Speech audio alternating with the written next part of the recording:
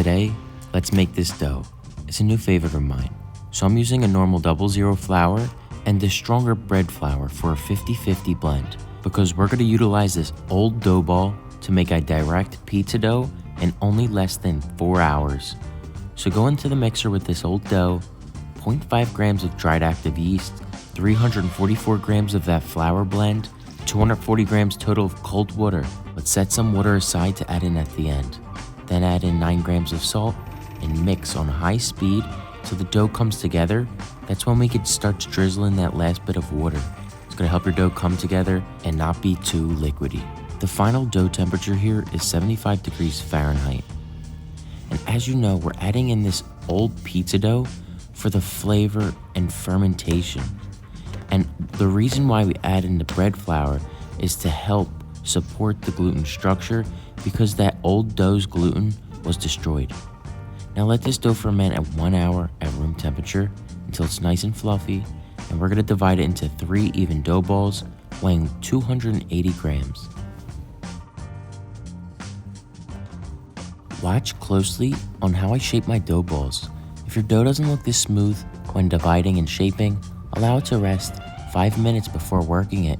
It'll stretch way better.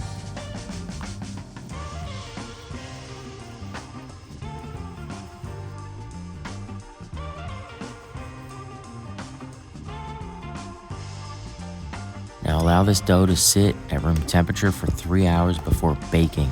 And you're gonna see that this is an actual upgrade of that 3-hour Neapolitan recipe I have. The flavor is unmatched. And oh yeah, wait until you see the crust. This was one of the softest doughs I ever stretched.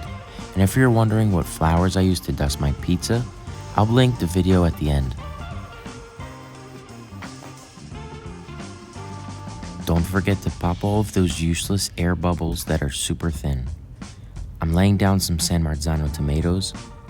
I'm adding some Sicilian oregano, some fresh torn basil, pecorino grated cheese, fresh tomato fillets, whole milk mozzarella, thinly sliced white onions, Italian capers, and yes, tuna. This is a typical pizza from southern parts of Italy. It's called tonno e cipolla.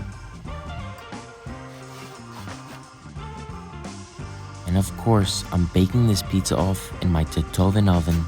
Such a sleek design and a powerhouse that defeats any other oven on the market.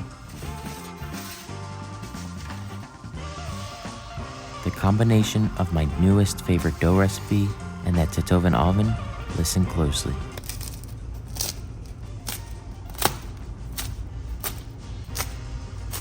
Incredible results, light and airy on the inside with the thinnest outer crunch, and that Totoven has the best undercarriage in the game.